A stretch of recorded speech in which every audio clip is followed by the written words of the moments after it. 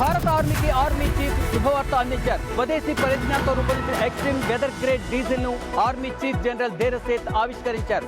సంయుక్తంగా ఈ ప్రత్యేక ఇంధనాన్ని భారత ఆర్మీ, చమురు మార్కెటింగ్ సంస్థలు అభివృద్ధి చేశాయి. -42°C వరకు అత్యంత కనిష్ట ఉష్ణోగ్రతలు కూడా సమర్థవంతంగా ఈ నూతన ఇంధనం పనిచేయబోతోంది. అత్యంత శీతల ప్రాంతాలు మరియు ఎత్తైన ప్రదేశాలలో సైనిక వాహనాలు, యుద్ధ ట్యాంకులు ఎలాంటి ఆటంకాలు లేకుండా సజావుగా కదలడానికి ఇది సహాయపడుతుందని ఆర్మీ చీఫ్ తెలిపారు. వాహనాల్లో ఇంధనం గడ్డ కట్టకుండా ఉండడానికి గతంలో పాటించే కష్టమైన పద్ధతులు దీనివల్ల తొలగిపోతాయంటూ చమురు మార్కెటింగ్ సంస్థలు తెలిపాయి. ఇది సైనికుల భద్రతను, వాహనాల పనితీరును మెరుగుపరుస్తుంది. ఆపరేషన్ ముస్కాన్ని సక్సెస్ఫుల్గా కంప్లీట్ చేశారు మల్కాజిగిరి పోలీసులు. హ్యూమన్ ట్రాఫికింగ్ సెల్తో పాటు దాదాపు తమ పరిధిలో ఉన్నటువంటి హోటల్స్ కానీ, రెస్టారెంట్స్ కానీ, పబ్బులు కానీ, బార్లు వీళ్ళన్నీ కూడా ఏకకాలంలో దాడులు చేసిన తర్వాత 600 పైసలకు బాలబాలికలు కూడా రక్షించినట్టుగా పోలీసులు చెప్తున్నారు. సో వీళ్ళకి పనిలో పెట్టుకున్నటువంటి వారందరిపైన కూడా కేసులు నమోదు చేశారు. అక్రమంగా కూడా బాలబాలికల్ని ఇతర ఊర్లకు తీసుకొచ్చి వారితో గుడ్డు చాకరీ చేసినట్టుగా ఇన్వెస్టిగేషన్లో తెలియదు కాబట్టి వీరందరిపైన కూడా కేసులు నమోదు చేసి రిమాండ్కి తరలించినట్టుగా ఇటు మల్కాజిగిరి పోలీసులు అలాగే హ్యూమన్ ట్రాఫికింగ్ పోలీసులు చెప్తున్నారు. ఫీజు రియంబర్మెంట్స్ కింద చదువుకునే విద్యార్థులకు కొన్ని కాలేజీలు శాపంగా మారాయి. వాళ్ళ చదువు అయిపోయిన తర్వాత కూడా వాళ్ళ సర్టిఫికెట్లు ఇవ్వట్లేదు. మీరు సొంతగా డబ్బులు కట్టుకొని మీ సర్టిఫికెట్లు మీకు తీసుకెళ్లాలి, ఎందుకంటే ప్రభుత్వం మాకు రావాల్సినటువంటి ఫీజు రియంబర్మెంట్స్ బకాయిలు ఇవ్వలేదనేది కూడా విద్యార్థులకు చెప్తుంది. ఈ యొక్క నేపథ్యంలో ఒకరిద్దరు విద్యార్థులు కూడా హైకోర్టును ఆశ్రయించారు. హైకోర్టు స్పష్టమైనటువంటి తీర్పిచ్చింది. ఎట్టి పరిస్థితుల్లో కూడా వాళ్ళ సర్టిఫికెట్లు ఆపుకోకూడదు, చట్ట వ్యతిరేకము, ఖచ్చితంగా మీరు వారం రోజుల లోపలనే యొక్క సర్టిఫికెట్స్ కూడా జారీ చేయాలని కూడా ఆదేశించింది. మరి హైకోర్టు ఆదేశాలకు అనుసారంగా కాలేజ్ యాజమాన్యాలు సర్టిఫికెట్లు జారీ చేస్తాయా లేవా, ఒకవేళ జారీ చేయకపోతే విద్యార్థి సంఘాలు ఉద్యమిస్తామని హెచ్చరిస్తున్నాయి. పశ్చిమాసియా యుద్ధం తర్వాత సామాన్యుడి జేబుకి ఏ విధంగా చిల్లు పడిందో మనందరికీ తెలిసిందే. అయితే మరొకసారి నిత్యావసర వస్తువుల మీద అన్నింటికీ కూడా ధరలు పెంచుతున్నట్టు ఇప్పటికే అధికారులు వెల్లడించడం కూడా జరిగింది. ఇందులో ముఖ్యంగా టీవీలు, ఫ్రిడ్జ్లు, దుస్తులు, అలాగే హెయిర్ ఆయిల్స్, మరి ఇలాంటివన్నిటి కూడా, అంతేకాకుండా మనం రోజువారీ తీసుకునే పదార్థాలు కావచ్చు, ఇంట్లో తీసుకునే సరుకులు కావచ్చు, వీటన్నిటి మీద కూడా ధరలు పెరుగుతున్నట్టు కూడా వెల్లడించారు. ముఖ్యంగా ఇందులో హోండా కార్లు కూడా అమాంతం ధరలు పెరిగే అవకాశం ఉన్నట్టుగా కూడా తెలియజేశారు. మరి సామాన్యుడు ఈ విషయం తెలుసుకున్న తర్వాత ఒక్కసారిగా దివాలయ్యే పరిస్థితి కనిపిస్తుంది. ఎందుకంటే ఈ విధంగా రేట్లు కనుక పెంచుకుంటూ పోతే సామాన్యుడు ఎలా బ్రతకాలి అనే ప్రశ్న ఇవాళ ఎదురవుతుంది. మునగాల మండల కేంద్రంలో దారుణం చోటు చేసుకుంది. ప్రభుత్వ భూమి కబ్జాకు గురవుతుందని అధికారులకు ఫిర్యాదు చేసిన వ్యక్తిపై గొడ్డలితో దాడి చేశారు. మునగాల్లో 2 ఎకరాల ప్రభుత్వ భూమి కబ్జాకు గురవుతుందని గడ్డం వెంకన్న వ్యక్తి అధికారులకు ఫిర్యాదు చేశారు. ఇది ప్రభుత్వ భూమి, ఇందులో మొక్కలు నాటాలని అధికారులు కూడా ఆదేశించడం జరిగింది. తమపై ఈ విధంగా అధికారులకు ఫిర్యాదు చేస్తారని కక్ష పెంచుకొని ఆక్రమణదారులు ఇవాళ గడ్డం వెంకన్నపై దాడి చేశారు. అంత్యక్రియలకు వచ్చినటువంటి 60 మందిపై తేనెటీగల దాడి చేసింది చిత్తూరు జిల్లా పూతలపట్టు నియోజకవర్గం బంగారుపాలెం మండలం తుంబికుప్పం అనేటువంటి గ్రామంలో వ్యక్తి చనిపోయాడు. అయితే అంత్యక్రియలకు మృతదేహాన్ని తీసుకువెళ్తుండగా బాణాసంచా కాల్చారు. అయితే ఆ బాణాసంచా వెళ్లి తేనెటీగ తట్టుకు తగలడంతో ఒక్కసారిగా ఆ ప్రాంతమంతా తేనెటీగలు చుట్టుముట్టాయి. దీంతో 60 మందికి పైగా దహన సంస్కారాలకు వెళ్తున్నటువంటి వారిపై తేనెటీగలు ఒక్కసారిగా దాడి చేశాయి. వెంటనే అక్కడ ఉన్నటువంటి వారంతా కూడా పరుగులు తీయడంతో అక్కడ ఉన్నటువంటి స్థానికులు సకాలంలో వాళ్ళని ఆసుపత్రికి తరలించారు. ప్రస్తుతం అటు పిహెచ్సి అదే రకంగానే బంగారుపాలెం ప్రభుత్వ ఆసుపత్రిలో వాళ్ళు చికిత్స పొందుతున్నారు. సోషల్ మీడియాలో పోస్ట్ పెడితే అరెస్ట్ తప్పదా? పోస్ట్ పెట్టే ముందు 1-2 సార్లు చెక్ చేసుకుని పోస్ట్ పెట్టాలని చెప్పి సైబర్ సంబంధించి కావచ్చు, అలాగే పోలీసులకు సంబంధించి కావచ్చు కఠినమైన హెచ్చరికలు జారీ చేస్తున్నారు. తాజాగా పల్నాడు జిల్లాకు సంబంధించి నల్లపనేని వెంకట్రావు అనే అతను సోషల్ మీడియా ఉపాధ్యక్షుడిగా ఉన్నాడు జిల్లాకు సంబంధించి. ఈయన మంత్రి నారా లోకేష్ పై అసభ్యకరమైన పదజాలంతో సోషల్ మీడియాలో పోస్టులు పెట్టారని చెప్పి కూడా నిన్న నరసరావుపేట జిల్లా పోలీసులు ఆయన అదుపులో తీసుకున్నారు. అయితే మొదటగా గుర్తు లేని వ్యక్తులు వచ్చి తమ కుమారుని కిడ్నాప్ చేశారని చెప్పి తల్లిదండ్రులు పోలీసులు ఫిర్యాదు చేశారు. ఆ తర్వాత పోలీసు అధికారులు వినుకొండ పోలీసులకి సమాచారం ఇచ్చారు. నారా లోకేష్ పై అసభ్యకరమైన పోస్టు సోషల్ మీడియాలో పెట్టిన నేపథ్యంలో అతను అరెస్ట్ చేశామని చెప్పి ప్రకటించారు. సోషల్ మీడియాలో పోస్టులు పెట్టినంత మాత్రాన అరెస్ట్ చేస్తారని చెప్పి వైఎస్ఆర్సీపీ నిలదీస్తోంది. ప్రియుడి మర్మంగాని ప్రియురాలు కోసిన ఘటన అనంతపురం నగరంలోని డ్రైవర్స్ కాలనీలో జరిగింది. డ్రైవర్స్ కాలనీలో నివాసం ఉంటున్న సునీత అన్న మహిళతో సురేష్ వివాహేతర సంబంధం కొనసాగిస్తున్నాడన్న ఆరోపణ ఉంది. వివాహేతర సంబంధం ఉన్నటువంటి సునీతతో పాటు సునీత కూతురు పైన కూడా సురేష్ కన్నేయడంతో సునీత రగిలిపోయింది. సునీత కాళ్ళు చేతులు కట్టేసి సురేష్ మర్మాంగాన్ని కోసినట్టుగా ఆరోపణలు వినిపిస్తున్నాయి. ప్రస్తుతం సురేష్ ప్రభుత్వ ఆసుపత్రిలో చికిత్స పొందుతున్నారు. పోలీసులు కేసు నమోదు చేసి దర్యాప్తు చేస్తున్నారు. రైళ్లలో ప్రయాణించే ప్రయాణికుల రక్షణ కోసం భారతీయ రైల్వే స్వదేశీ పరిజ్ఞానంతో రూపొందించినటువంటి ఒక అత్యున్నతమైనటువంటి రక్షణ వ్యవస్థను తీసుకొచ్చింది. దీన్ని కవచ్ పేరుతో రూపొందించి ఎలాంటి ప్రమాదాలు జరగకుండా చూసుకుంటుంది. అయితే ఈ కవచ్ని ఏర్పాటు చేయడంలో దక్షిణ మధ్య రైల్వే అగ్రస్థానంలో నిలిచిందని భారతీయ రైల్వే స్పష్టంగా తెలిపింది. మరోవైపు తెలంగాణలో ఇప్పటి వరకు కూడా 63 రైల్వే స్టేషన్లో 627 కిలోమీటర్ల పొడవున ఈ రక్షణ వ్యవస్థ కవచ్ను ఏర్పాటు చేశారు. ఈ కవచ్తో ఎలాంటి రైల్వే ప్రమాదాలు జరిగినా సరే వెంటనే ఆ కవచ్ అనేది గుర్తించి ఆ రైలు ప్రమాదం అనేది జరగకుండా ఆపుతుంది. మరోవైపు మానవ తప్పిదాలతో జరిగినటువంటి ప్రమాదాలను కూడా ఈ కవచ్ నిలువరిస్తుంది. మహబూబాబాద్ జిల్లా బయ్యారం మండలంలో ఎంపీడీఓ కార్యాలయంలో పనిచేస్తున్న 3 అవుట్సోర్సింగ్ కంప్యూటర్ ఆపరేటర్లను సస్పెండ్ చేస్తూ జిల్లా కలెక్టర్ స్నేహా శబరిష ఉత్తర్వులు జారీ చేశారు. ఈ ఏడాది ఫిబ్రవరిలో సుమారుగా 294 ఫేక్ డేట్ ఆఫ్ బర్త్ సర్టిఫికేట్లతో పాటు డెత్ సర్టిఫికేట్లు జారీ చేశారని గుర్తించారు. ఈ ముగ్గురు కూడా గతంలో ఈ ముగ్గురుపై కేసులు నమోదు చేశామని ఎంపీడీఓ తెలిపారు. ఈ కేసు విచారణలో భాగంగా ఈ ముగ్గురిని సస్పెండ్ చేస్తూ జిల్లా కలెక్టర్ ఉత్తర్వులు జారీ చేశారు. ఇంకా ఈ కేసు పురోగతిలో ఉంది. కేసు విచారణలో ఇంకా ఎవరెవరు పాత్ర ఉంది ఫేక్ సర్టిఫికేట్లపై విచారణ వెల్లడి కానుంది. జూరాల ప్రాజెక్టుకు భారీగా వరద నీరు వచ్చి చేరుతుంది. ఎగువ ఆల్మట్టి నారాయణపూర్ నుండి 150,000 క్యూసెక్ల వరద ప్రాజెక్టుకు వచ్చి చేరుతుండటంతో ప్రాజెక్టుకు సంబంధించినటువంటి 29 గేట్లను ఎత్తి దిగువ శ్రీశైలంకు 145,000 క్యూసెక్ల వరదను విడుదల చేస్తున్నారు అధికారులు. ప్రాజెక్టు నీటి సామర్థ్యం 9.657 టీఎంసీలు కాగా ప్రస్తుతం 7 టీఎంసీలుగా కొనసాగుతుంది. వరద మరింత పెరిగితే మరికొన్ని గేట్లను ఎత్తి శ్రీశైలంకు వరదను రిలీజ్ చేసేలా అధికారులు ప్లాన్ చేస్తున్నారు. ఇప్పటికే భీమా ఫేజ్ 1, ఫేజ్ 2లకు సంబంధించి ఎత్తిపోతలు అన్ని కూడా సజావుగా కొనసాగుతున్నాయి. మేజర్గా ప్రాజెక్టు దగ్గర జలకళను సంతరించుకోవడంతో పర్యాటకులకు ఆంక్షలు విధించారు. ప్రాజెక్టు దగ్గరికి ఎవరు రాకూడదని చెప్పి జిల్లా ఎస్పీ ఆదేశాలు జారీ చేశారు. నెల్లూరు నగరంలో రోజు రోజుకి ట్రాఫిక్ సమస్య పెరిగిపోతుంది. నగరంలో ఆటోలు, సిటీ బస్సులు, ఇతర వాహనాలు పుట్టగొడుగుల్లా పుట్టుకొస్తున్నాయి. ఎన్నో ఏళ్ల క్రితం వేసిన రోడ్లపైన ఆక్రమణలు, వ్యాపార సముదాయాలు అధికారులకు ట్రాఫిక్ నియంత్రణ తలనొప్పిగా మారింది. అయితే ప్రతి నెల కలెక్టర్ రోడ్డు భద్రతా సమావేశం ఏర్పాటు చేస్తున్నా, ట్రాఫిక్ నియంత్రణ చర్యలు చేపట్టాలని కోరుతున్నా ఎలాంటి చల్లమొత్తుకు రావటం లేదు. అయితే ఎట్టికేలకు ట్రాఫిక్ సంబంధించిన నియంత్రణ కోసం రవాణా శాఖ అధికారులు, పోలీసులు ఒక సమావేశాన్ని ఏర్పాటు చేసి యొక్క ట్రాఫిక్ నియంత్రణ ఏ విధంగా కంట్రోల్ చేయాలన్నటువంటి సమావేశాన్ని కూడా ఏర్పాటు చేశారు. ఇందులో భాగంగా బారికేడ్ల ద్వారా స్టాపింగ్ పాయింట్లు ఏర్పాటు చేయాలని ఒక నిర్ణయాన్ని తీసుకున్నారు. అందులో భాగంగానే నెల్లూరు నగరంలో తనిఖీలను కూడా నిర్వహిస్తూ వస్తున్నారు. పోలవరం ప్రాజెక్టు వద్ద వరద ఉధృతితో గోదావరి నది ప్రవహిస్తుంది. ప్రాజెక్టు స్పిల్వే వద్ద గోదావరి నీటి మట్టం 33.500 మీటర్లు ఉన్నట్టు అధికారులు చెప్తున్నారు. అప్పర్ కాపర్ డ్యామ్ వద్ద 33.600 మీటర్ల గోదావరి నీటి మట్టం ఉంది. ప్రాజెక్టు దిగువకి స్పిల్వే ద్వారా 10 లక్షల క్యూసెక్ల వరద నీటిని విడుదల చేస్తున్నారు. గోదావరి నది తీరం వెంబడి ఉన్న ప్రజలు అప్రమత్తంగా ఉండాలని అధికారులు చెప్తున్నారు. సెల్ఫీ వీడియోలు, గోదావరి నదిలో ఈత కొట్టే ప్రయత్నం, గోదావరి నదిని పడవల్లో దాటే ప్రయత్నం చేయొద్దంటూ కూడా అధికారులు హెచ్చరిస్తున్నారు. మెదక్ జిల్లాలో నేటి నుంచి ఒకేసారి 3 నెలల బియ్యాన్ని పంపిణీ చేస్తామని చెప్పారు సివిల్ సప్లై శాఖ అధికారి Nityanand Goud. August, September, October నెలలకు సంబంధించినటువంటి రేషన్ బియ్యాన్ని ఒకేసారి పంపిణీ చేసేందుకు సిద్ధం చేసినట్లు తెలిపారు. ఎల్నినో ప్రభావం, వర్షాభావ పరిస్థితుల కారణంగా పబ్లిక్కు ఇబ్బంది లేకుండా ఉండే విధంగా చర్యలు చేపట్టామని చెప్పారు. ముఖ్యంగా రేషన్ షాపుల్లో కూడా 3 నెలలకు సంబంధించినటువంటి బియ్యం నిల్వ చేసుకునే విధంగా పూర్తి స్థాయిలో ఏర్పాట్లు చేశామని సివిల్ సప్లై శాఖ అధికారులు తెలిపారు. కరీంనగర్ జిల్లా వ్యాప్తంగా భారీ వర్షాలు కురుస్తున్నటువంటి నేపథ్యంలో కార్పొరేషన్లో పనిచేస్తున్నటువంటి అధికారులు, మున్సిపల్ సిబ్బంది అలర్ట్గా ఉండాలని చెప్పి కమిషనర్ ప్రఫుల్ దేశాయ్ ఆదేశాలు జారీ చేశారు.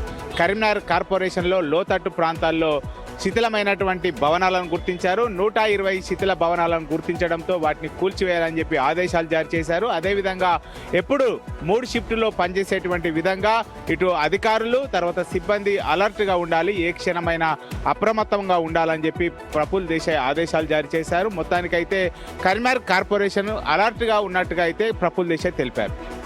దేశంలో మహారాష్ట్ర, కర్ణాటక రాష్ట్రాల్లో భారీ వర్షాలు కురవడంతో ఆల్మట్టి, నారాయణపూర్, జూరాల ప్రాజెక్టులన్నీ కూడా నీటి కుండలను తలపిస్తున్నాయి. జూరాల ప్రాజెక్టు నుండి శ్రీశైల ప్రాజెక్టుకు 150,000 క్యూసెక్ల వరద ప్రవాహం వచ్చి చేరుతుంది. ఇటీవల కాలంలో ఎల్నిన్ ఎఫెక్ట్తో 2 తెలుగు రాష్ట్రాల్లో అనుకున్న స్థాయిలో వర్షపు నీరు లేక అనేక రకాల ఇబ్బందులు పడ్డారు. అయితే ఇప్పుడిప్పుడే శ్రీశైల ప్రాజెక్టు వరద నీరు వచ్చి చేరడంతో 2 తెలుగు రాష్ట్రాలకు సాగునీటి అవసరాలు తీరడానికి ఉపయోగపడుతుందని రైతన్నలంతా కూడా హర్షం వ్యక్తం చేస్తున్నటువంటి సిచ్యువేషన్ అయితే కనిపిస్తూ ఉంది. రానున్న రోజుల్లో శ్రీశైల డ్యామ్ కూడా అనుకున్న స్థాయిలో వరద ప్రవాహం వచ్చి ఖచ్చితంగా జలకళ సంతరించుకుంటుందనేటటువంటి ఆశాభావం వ్యక్తం చేస్తున్నారు.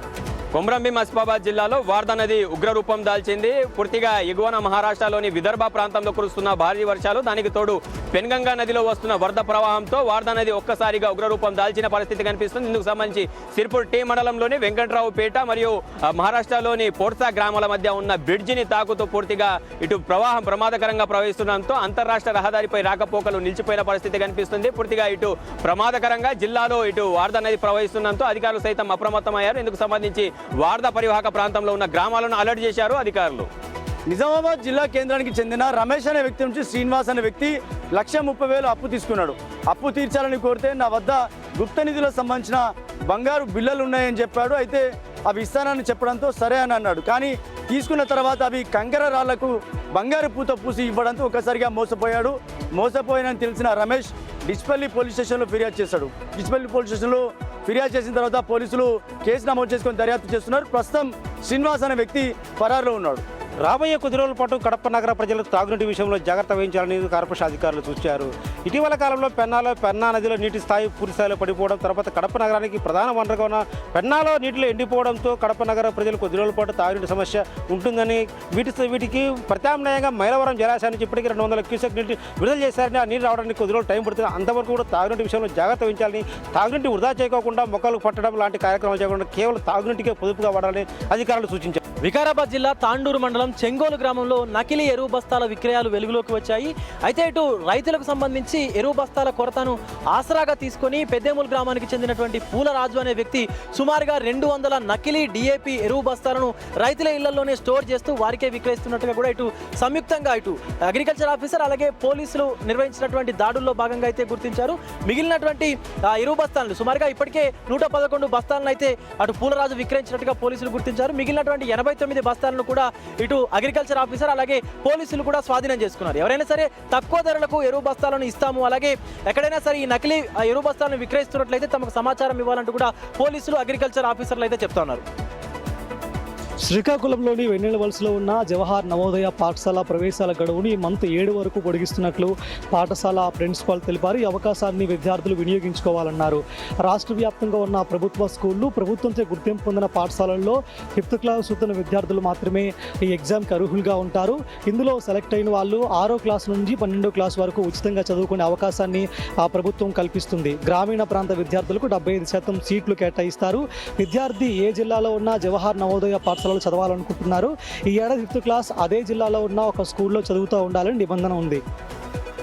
ప్రకాశం జిల్లా ముల్లమూరు మండలం మారెల గ్రామంలో పల్లెనిద్రలో పాల్గొన్న కలెక్టర్ ఉదయాన్నే లేచిన అనంతరం అధికార యంత్రాంగం మరియు గ్రామ ప్రజలతో కలిసి గ్రామంలోని సమస్యలను పరిశీలించేందుకు గ్రామం మొత్తం సందర్శించారు. ప్రధానంగా ఎస్సీ కాలనీలో సైడ్ డ్రైన్స్ లేక రోడ్డుపైన వాటర్ నిలబడడం గమనించిన కలెక్టర్ అక్కడ సైడ్ డ్రైన్స్ నిర్మించాలని అధికారులను ఆదేశించారు. అనంతరం ఎస్సీ కాలనీ వాసులతో ముచ్చటిస్తూ పారిశుధ్యం మరియు పరిశుభ్రతపై వారికి అవగాహన కల్పించారు. అనంతరం ఉపాధి హామీ పని జరుగుతున్నటువంటి విషయాన్ని తెలుసుకున్న కలెక్టర్ చెరువు వద్దకు వెళ్లి ఉపాధి హామీ పనిని పరిశీలించడమే కాక కూలీలతో ముచ్చటించారు. వారికి కూలీ అందుతుందా లేదా అడిగి తెలుసుకున్న అనంతరం జలధార జలహారతి కార్యక్రమంపై వారికి అవగాహన కల్పించారు. ఈ కార్యక్రమంలో కలెక్టర్ వెంట జిల్లా యంత్రాంగం మొత్తం కూడా పాల్గొన్నారు. భద్రాచలం వద్ద ఉగ్గురూపం దాల్చున్న గోదావరి కొనసాగుతున్న 3 ప్రమాద హెచ్చరిక. ఎగువ ప్రాంతాల్లో కురుస్తున్న భారీ వర్షాలకు గోదావరి నది వరద పోటెత్తింది. ఫలితంగా 53 అడుగుల వద్ద 3 ప్రమాద హెచ్చరిక జారీ చేసిన అధికార యంత్రాంగం ప్రస్తుతానికి గోదావరి నది 50 అడుగుల మేరకు పైగా ప్రవహిస్తుంది. సుమారు 15 లక్షల క్యూసెక్ నీరంతా కూడా దిగునున్న ధవళేశ్వరం తరలి వెళ్తుంది. ఈ వరద ఉధృతి వల్ల లోతట్టు ప్రాంతాలు గుర్తించారు అధికార యంత్రాంగం. మరోవైపున పినపాక నియోజకవర్గంలో 10 గ్రామాలతో పాటుగా భద్రాచలం నియోజకవర్గంలో ఒక 5 గ్రామాలు గుర్తించి మొత్తం 15 గ్రామాలకు సంబంధించినటువంటి లోతట్ట ప్రాంత ప్రజలంతా కూడా సురక్షిత ప్రాంతాలు తరలించారు అధికార యంత్రాంగం. ఇప్పటివరకైతే ఎలాంటి ప్రాణ నష్టం జరగలేదంటూ అధికారులు ఊపించుకోగా ఈ యొక్క వరద క్రమేపీ సాయంత్రం వరకు తగ్గే అవకాశం ఉంటుందంటూ కూడా అధికారులతో పాటుగా సిడబ్ల్యూసీ అధికారులు అంచనా వేస్తున్నారు.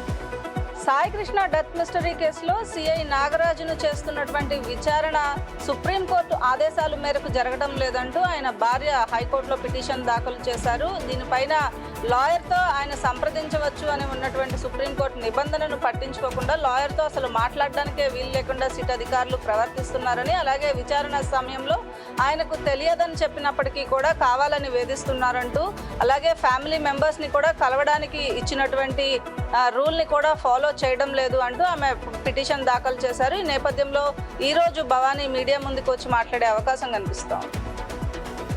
తెలంగాణ వ్యాప్తంగా విస్తారంగా వర్షాలు కురిసి ప్రాజెక్టులన్నీ కలకల్లాడుతుంటే నాగార్జున సాగర్ మాత్రం డెడ్ స్టోరేజ్ కి చేరువలో ఉంది.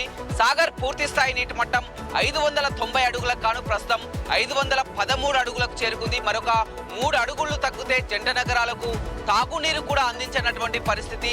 ఒకవేళ జిల్లాలో ఇప్పటికే సాధారణ వర్షపాతం కూడా నమోదు కాలేదు. కనీసం సాగర్ ప్రాజెక్టు కన్నా నీరు వచ్చి సాగర్ డ్యాము నిండితే ఆయకట్టు కింద రైతులంతా సంతోషంగా ఉంటారు. కానీ ఓవైపు వర్షాలు లేక, మరోవైపు నాగార్జున సాగర్ ప్రాజెక్టులో నీరు లేక నల్గొండ జిల్లాలో పూర్తిగా కరువు ఛాయలు కనపడుతున్న పరిస్థితి కనపడుతుంది. గుజరాత్లోని గిఫ్ట్ సిటీ కన్నా తెలంగాణలోని ఫ్యూచర్ సిటీ చాలా పెద్దదని, గిఫ్ట్ సిటీ కేవలం 700 ఎకరాల్లో ఉంటుందని, ఫ్యూచర్ సిటీ 30,000 ఎకరాల్లో ఉంటుందని, ఇక్కడ పెట్టుబడులు పెడితే ప్రభుత్వం మిమ్మల్ని రక్షిస్తుందని, పెద్ద ఎత్తున పెట్టుబడులకు సహకరిస్తుందని, అంతేకాకుండా మీరు అడిగిన దానికన్నా ఎక్కువ ప్రభుత్వం సహాయం చేస్తుందని, మీరు పెట్టుబడులు పెట్టండి, ఎంతమందికి ఉద్యోగ అవకాశాలు కల్పిస్తారో చెప్పండి, మిగతాదంతా మేము చూసుకుంటామనేది కూడా సిఐఐ ప్రతినిధులకు ముఖ్యమంత్రి చెప్పారు. ఈ యొక్క నేపథ్యంలో మరి ముఖ్యమంత్రి మాటలకు వాళ్ళు ఎంతవరకు అట్రాక్ట్ అవుతారో, ఎన్ని పెట్టుబడులు వస్తాయనేది కూడా రాష్ట్ర వ్యాప్తంగా ఆసక్తి నెలకొంది. తెలంగాణలో సర్ప్రక్రియలో భాగంగా ఎన్యుమరేషన్ ఫారాలను సబ్మిట్ చేసే ఫైనల్ తేదీని ఆగస్టు 10 వరకు కేంద్ర ఎన్నికల సంఘం పొడిగించింది. నిర్ణీత గడువులోగా ఎన్యుమరేషన్ ఫారాలను ఫిల్ చేసి ఓటర్లు సంబంధిత బిఎల్ఓలకు వాటిని సమర్పించాలని స్పష్టంగా తెలిపింది. ముందుగా జూలై 24 వరకు పొడిగించగా ఆ తర్వాత ఆగస్టు 3, ఇప్పుడు తాజాగా ఆగస్టు 10 వరకు ఈ తేదీ అనేది పొడిగించింది. హైదరాబాద్లో 56%, రంగారెడ్డి జిల్లాలో 63% మాత్రమే డిజిటలైజేషన్ పూర్తయిందని కేంద్ర ఎన్నికల సంఘం తెలిపింది. తెలంగాణ ప్రభుత్వం ఎల్ఆర్ఎస్ దరఖాస్తుల ధరలకి గుడ్ న్యూస్ చెప్పింది. మరోసారి రాయితీ గడువు పెంచింది. ఎల్ఆర్ఎస్ ఫీజులు, ఛార్జీలపై 25% రాయితీ కల్పించింది. ఆగస్టు 1 నుంచి నవంబర్ 30 వరకు చెల్లించేటువంటి వాళ్ళకి 25% రాయితీ వర్తిస్తుందని చెప్తుంది. పోలీస్ సిబ్బంది వ్యక్తిగత ఆరోగ్యంతో పాటు ఆర్థిక భద్రతపైన దృష్టి సారించాలని మెదక్ జిల్లా అడిషనల్ ఎస్పీ విక్రాంత్ కుమార్ తెలిపారు. సైబర్ కేటుగాళ్ల బారిన పడకుండా పోలీసులు జాగ్రత్త వహించాలన్నారు. ముఖ్యంగా సోషల్ మీడియాలో పోస్టుల విషయంలో కూడా అప్రమత్తంగా ఉండాలన్నారు. వ్యక్తిగత వివరాలు, కుటుంబ సభ్యుల వివరాలు, వాటితో పాటు ప్రయాణాలకు సంబంధించినటువంటి డీటెయిల్స్ ఎట్టి పరిస్థితుల్లోనూ షేర్ చేయొద్దని సూచించారు. లేకపోతే సైబర్ కేటుగాళ్ల బారిన పడే అవకాశం ఉండడంతో అప్రమత్తంగా ఉండాలన్నారు. ముఖ్యంగా ప్రయాణాలు చేసేటప్పుడు ఆ వివరాలను వెల్లడిస్తే ఇళ్లలో దొంగలు పడే ప్రమాదం ఎక్కువగా ఉండడంతో ఆ విషయాల పట్ల అప్రమత్తంగా ఉండాలన్నారు అడిషనల్ ఎస్పీ. మహబూబాబాద్ జిల్లా నెల్లికుదురు మండలంలోని నర్సిలగూడెం గ్రామానికి చెందిన నవీన్ అనే వ్యక్తి పురుగుల మందు తాగి ఆత్మహత్య చేసుకున్నాడు. తన భర్త మృతికి కారణం ఫెర్టిలైజర్ షాపు నిర్వాహకుడే అని, నిర్వాహకుడు గడ్డి మందు అమ్మడం వల్లే తన భర్త చనిపోయాడని ఆరోపిస్తూ మృతుడికి సంబంధించిన భార్య కలెక్టర్ ఫిర్యాదు చేసింది. కలెక్టర్ ఆదేశాల మేరకు అగ్రికల్చర్ అధికారులు నేరుగా షాపులో వెళ్లి తనిఖీలు నిర్వహించారు. ప్రస్తుతానికి షాపును క్లోజ్ చేశారు. పూర్తి స్థాయి విచారణ అనంతరం తెరవాలని ఇప్పటివరకు ప్రస్తుతం తాత్కాలికంగా సీజ్ చేస్తున్నట్లు అగ్రికల్చర్ జేడీఏ శ్రీనివాసరావు తెలిపారు. ఒక్కసారిగా గడ్డి మందు విక్రయాల పట్ల జిల్లాలో కలకలం రేపింది. ఇప్పటికే ప్రభుత్వం గడ్డి మందుపై నిషేధం విధించిన నేపథ్యంలో ఒక్కసారిగా ఈ గడ్డి మందు అమ్మకాలపై జోరుగా చర్చ కొనసాగుతుంది. వడ్ల ధరలు పెరుగుతుండడంతో రైతుల్లో ఆనందం వ్యక్తమవుతోంది. షుగర్లెస్ పుట్టి 36,000, జీలకర్ర మసూర 33,000, తెలంగాణ సన్నాలు 35,000 వరకు ధర పలుకుతున్నాయి. ఏప్రిల్ నెలలో కోతల సమయంలో కేవలం 17,000 నుంచి 18,000 వరకు మాత్రమే ధర పలికాయి. అనంతరం 22,000 వరకు పెరుగుతూ వచ్చింది. కొంతమంది రైతుల వద్ద మాత్రమే వడ్లు నిల్వలు ఉన్నాయి. ఎక్కువ మంది 26,000 వరకు అమ్ముకున్నారు. అయితే ధరలు ఒక్కసారిగా 3 నెలల వ్యవధిలోనే అధికంగా పెరగడం గమనార్హం. అయితే గత ఏడాది ఇదే సమయంలో 17,000 వరకు మాత్రమే అమ్మింది. అయితే ఎల్ నినో ప్రభావంతో మరింత వడ్ల ధరలు పెరిగేటువంటి అవకాశం ఉందని తెలుస్తుంది.